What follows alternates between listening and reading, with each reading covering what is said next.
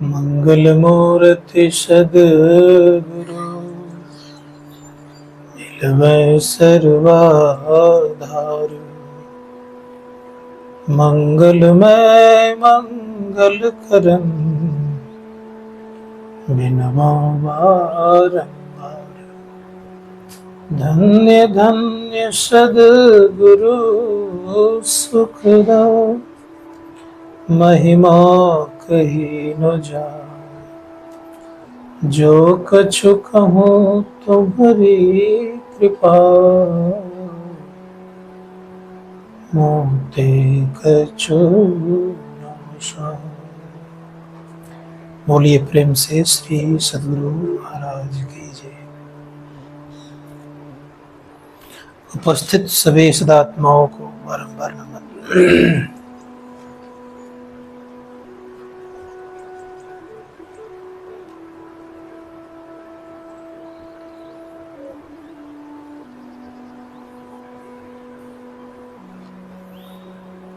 संसार और परमार्थ दो शब्द है, एक संसार दूसरा परमार्थ। संसार में भी सुख है और परमार्थ में भी सुख है। इन संसार का सुख क्या है? थोड़ा है, अल्प है और अधिकांशतः दुख है। और परमार्थ क्या है कि शाश्वत सुख है। परमार्थ में नित्य है, सदा रहने वाला सुख है। परमार्थ कब बनता है? जैसे कुछ लोग संसार में काम धंधा इत्यादि पुण्य वाला करते हैं, उसको भी परमार्थ कहते हैं। लेकिन सबसे बड़ी बात जो है, सबसे बड़ी बात यह है कि अपना कल्याण हो जाए, इससे बड़ा और कोई परमार्थ है। अपना कल्याण के अलावा और जितने प्रकार का कल्याण करने के लोग सोचते हैं, सारे कल्याणों पर भारी है। ये कौन सा? अपना कल्याण। इसीलिए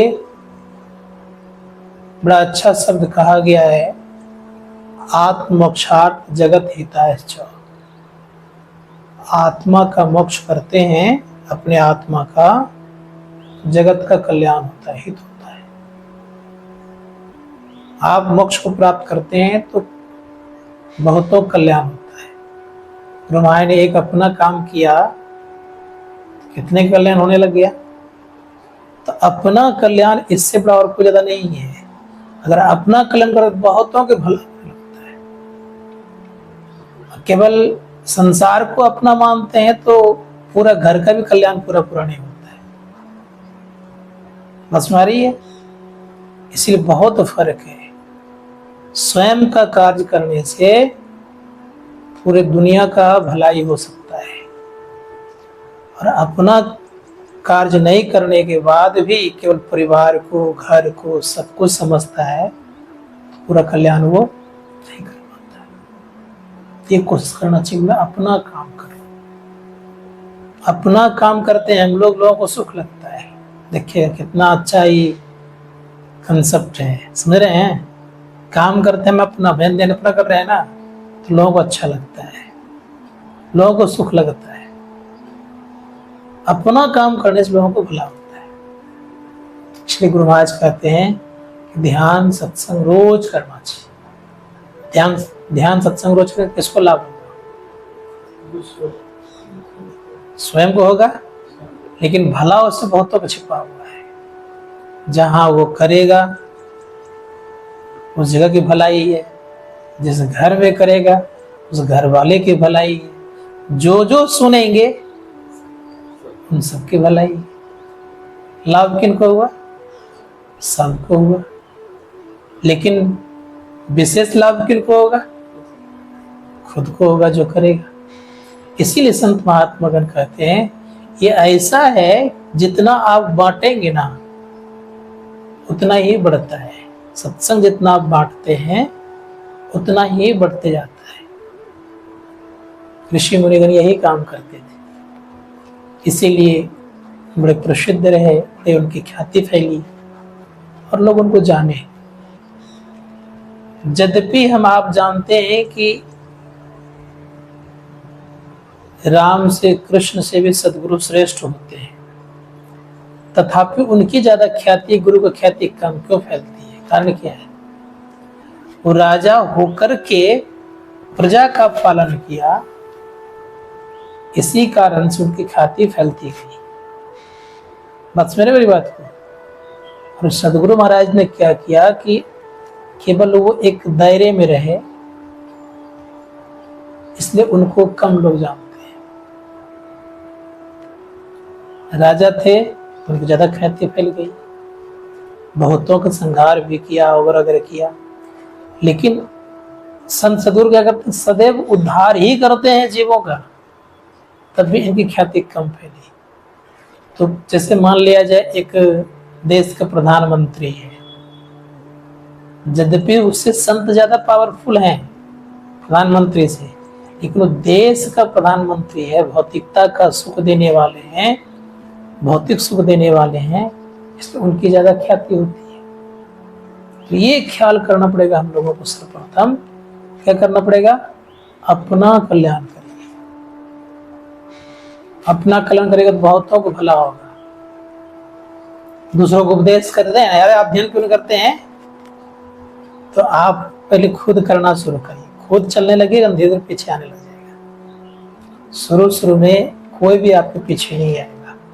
आप कुछ दिन तक लगातार करते रहिए। अपने को नियम में बांध के रखिए। जो नियम में बांध के रखता है वो व्यक्ति एक न एक दिन निर्बंध हो जाता है। संत कबीर साहब कहते हैं, निर्बंध बंधा होए, बंधा निर्बंध होए, निर्बंध बंधा जाए, कर्म करे करता नहीं दास का हमेशा। निर्बंध एक दिन बंधा चला जाएगा। जिसके ऊपर कोई बंधन नहीं है वो एक दिन बंधेगा, जिसके ऊपर बंधन है वो एक दिन निर्बंध हो जाएगा। बात सुना रही है? तो जो व्यक्ति भजन ध्यान से बांध करके रखता है वो एक दिन क्या होगा? निर्बंध हो जाएगा, ऊपर कोई बंधन नहीं रहेगा। जो निर्बंध है, हमें क्या है, कुछ करना नहीं है, तुम करो ना, हमको क्या मतलब है, ये जो प्रथा है वो धीरे धीरे बंधते जाता है। इसीलिए नियम में अपने आप को बांध के रखना चाहिए। समझ गए? संत महात्मागण कहते हैं कि बांध के सत्संग से, ध्यान से, सदाचार से, पंच पापों से अपने को बांध रखिए। मुझे बोलना नहीं है। जो बहुत झूठ बोलता है तो क्या समझते हैं? वो बंधते नहीं है, उसके ऊपर बंधन पड़ते जाता है। बहुत गलत काम करते, क्या सोचता है वो फ्री है, तो बंधन चढ़ते जाता है। इसीलिए कोशिश करना चाहिए कि हम निर्बंध हो जाए। तो निर्बंध होने के लिए हम लोग को बंद करके चलना पड़ेगा। किससे बांधना है? सत्संग से, ध्यान से, नियम से करिए। ऐसा नहीं खाए हैं 10 बजे और सोए रहेंगे करीब 5 बजे तक, तो भी नहीं चलेगा। समय पे खाइए, समय पर उठिए, समय पर सब काम करिए। समय का जहां आप हम लोगों ने उसको स्वीकार कर लिया, समय को बढ़िया से नियम से बांध लिया, तो व्यक्ति आगे बढ़ जाएगा। जो समय अभी है ये आएगा क्या? नहीं आएगा ना। गुरु महाराज कहते हैं, समय गया फिरता नहीं, झट ही करो निज काम। इसको ये ख्याल रखिएगा। हम लोग क्या करते हैं, रात की बहुत देर तक जगे रहते हैं। तो जगे रहते तो नींद पूरी नहीं होगी, तो आपका क्या, वो ब्रह्म मुहूर्त चला गया ना। ये कोशिश कीजिए कि हमारा समय बर्बाद नहीं हो। इसीलिए बोल रहा हूं कि जीवन में उतारने का प्रयास करिए। समय मेरा बर्बाद नहीं हो, और जितना कर सके उतना करने का प्रयास करिए। घर में ही गए हैं, मान लिया जाए तो एक नियम बनाएं कि हम घर में हैं तो सत्संग भजन मन लगा करेंगे। कहीं बाहर ही गए हैं तो अपने नियम से हम डिगे नहीं। ठीक है, नियम बना के रखें, चाहे जहां कहीं जाए, ध्यान करना है तो करना है, ये नियम बना के रखें। और ऐसा नियम बना के रखिएगा ना, एक दिन धीरे धीरे बंधन खत्म होते जाएगा, कोई बंधन नहीं रहेगा। और नियम नहीं बनेगा, बंधन लगते जाएगा। पहला बंधन क्या है? देह का एक बंधन है, याद रखिएगा। दूसरा बंधन स्त्री के लिए पुरुष, पुरुष के लिए स्त्री। तीसरा बंधन पुत्र विचारो। चौथा नाती मतलब पोता। ये सब बंधन है, और जो जो बढ़ते जाएगा तो घटने वाला बंधन नहीं है, लेकिन घटेगा और बचेगा वही व्यक्ति जो अपने आप को ध्यान सत्संग से लगा कर रखेगा। संसार में रहेगा लेकिन संसार लेकिन संसार से अलग भी रहेगा। जैसे नाव पानी में रहती है, लेकिन नाव में पानी आ जाए तो डूब जाएगी वो नाव, समझ गए? उसी प्रकार से शरीर संसार में रहेगा, लेकिन शरीर के भीतर संसार आ जाए तब वो क्या होगा? वो डूब जाएगा, समझ गए? इसीलिए शरीर के भीतर नहीं, शरीर के भीतर संसार नहीं आना चाहिए। तो ये स्थिति करनी पड़ेगी। इसके लिए आपको हर हमेशा सदगुरु के बताए चलना पड़ेगा। क्या उन्होंने कहा? जन लिपटोर प्यारे जग प्रदेश। हम लोग संसार को जग प्रदेश मानते हैं, लगता अपना है नहीं, यद्यपि अपना है नहीं। उन्होंने कहा कि इसमें लिपटो मत, जनी लिपटोरे प्यारे जग परदेसवा, सुख कछु इहमा नाही। यहाँ पर सुख नहीं है, फिर वो लिपटते रहते हैं। उपनिषद कारणी का उठो और जागो, उत्तिष्ठत जागृत प्राप्त प्राणी मोदत, छुरस धारानिस्ता दुरत्या दुर्गम पतस्तत कभी बनती। विवेकानंद ने इसी को अमेरिका में कहा था, awake and arise, don't stop, it is your till your goal, हाँ till you reach your goal। कहा कि उठो और जागो, और तब तक मत रुको जब तक कि गोल प्राप्त नहीं कर ले, हम उसको प्राप्त नहीं कर ले। उठना जगना दोनों से उपयोग किया।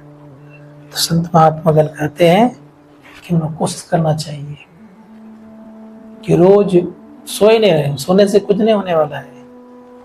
और जिन दिन सोया तो बहुत दिन तक सोए। कब तक सोए मालूम है? 9 महीने तो माँ के गर्भ में रहे, फिर बचपना जब बच्चा थे तो सोते ही रहते थे, 16-17 घंटा तो सोते ही थे। 1-2 घंटे नहीं सोए हैं। कितना देर सोए हैं? 18 घंटा सोए हैं। जो बड़े होते गए तो नींद कम होते गया, सोए तो खूब है। और काउंटिंग करेंगे ना तो अधिकांशतः जिंदगी सोने में ही जाता है, अधिकांशतः। इसीलिए विचार करिए, तो सोने में चला जाता है। कब तक सोते रहेंगे? ये कोशिश कीजिए कि सोना भी है, शरीर को आराम देना है, देना चाहिए, देने से फायदा होता है कुछ। लेकिन अगर बढ़िया से सोना जान जाएगा तो बहुत कम में नींद पूरी हो जाएगी। तो ये विचार बना करके रोज अभ्यास करिए, अपने को बांध के रखिए। 7, 7:30 में 8 में भोजन लेना है तो लेना है। 8 बजे भोजन कर लिए तो सब टहल लिए। टहलना इसलिए जरूरी है, बताता हूँ। कहा गया है कि रात्रि भोजन करके कम से कम 1000 पग चलना चाहिए, कम से कम रात्रि भोजन करके। इससे क्या होगा? जो स्वास्थ्य की दृष्टिकोण से नहीं बोल रहा हूं मैं, केवल ये ख्याल होगा कि 1000 पग चलेंगे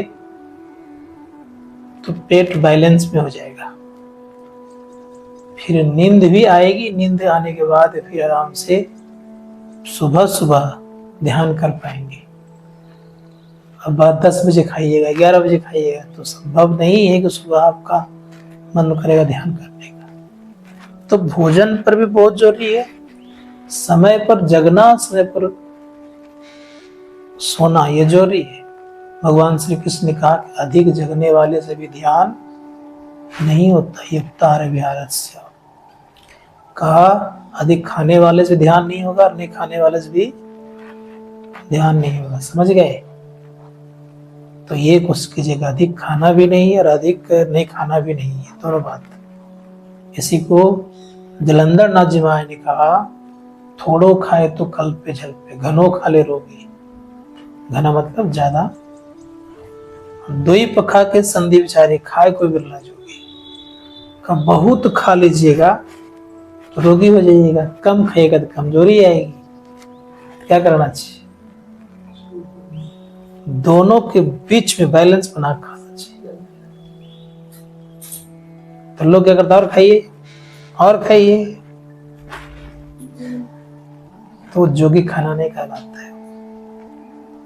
घर में अगर जोगी बनना है तो बैलेंस लेके चलना पड़ेगा। इतना खाएं कि मेरा श्वास गति तेज नहीं हो, ये ख्याल रखें। अधिक खाने श्वास गति तेज होती है, इसलिए सीमित भोजन होना चाहिए। और अधिक खाने से शरीर लगता नहीं है, याद रखिएगा, उसकी हानि होती है। क्या कहा उन्होंने? थोड़ो खाए तो कल पे जल पे, घनो खा ले रोगी। आप मान ले 2 रोटी खाता, उसको 3 रोटी जबरदस्ती खिला दीजिए, क्या हाल होगा उसका? पेट भारी हो जाएगा, उसका श्वास गति तेज चलेगा, फिर वो परेशान होगा, तो कई भी परेशानियां हो गई। इसलिए कोशिश करना चाहिए कि दोनों के बीच में खाना चाहिए। कुछ भी संसार में अधिक अच्छा नहीं है, अति सर्वत्र वर्जित। अति कुछ भी अच्छा नहीं है।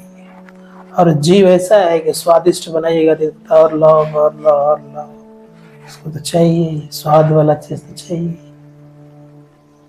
इस पर नियंत्रण करना है। जीव पर जो नियंत्रण कर लिया तो बहुत कुछ कर सकता है।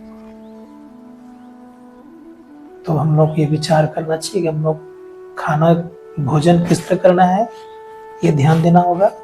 भोजन ठीक करना है पहले, और उसके बाद समय पे खाना है, समय पे सोना है, समय पे जगना भी है।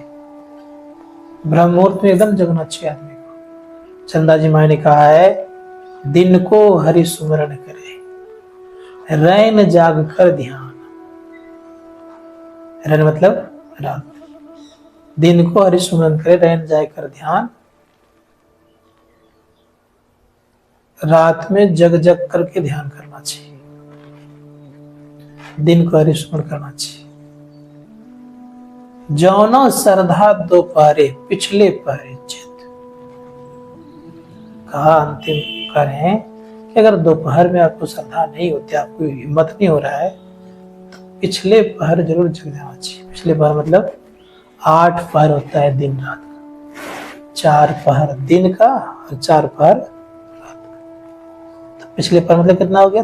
ब्रह्म मुहूर्त 3 बजे से 3 घंटा का एक पहर होता है। तो जागे न पिछले पर, अब करें, जागे न पिछले पर, करे न गुरुमत जाप। हम मुंह फाड़े सोवत रहे, ताको लागे बस में आ गई। जागे न पिछले पर, करे न गुरुमत जाप। हम मुंह फाड़े सोवत रहे, ताको लागे। ये मत समझिए हम लोग कुछ नहीं कर रहे हैं, तुम लोग पाप नहीं लग रहा है, ऐसा मत समझिएगा। जो व्यक्ति बिल्कुल ब्रह्ममुहूर्त में भी सोया रहेगा तो उन्हें पाप लगेगा ही। इसलिए कोशिश करना चाहिए कि हम ब्रह्ममुहूर्त में जग के ध्यान करें।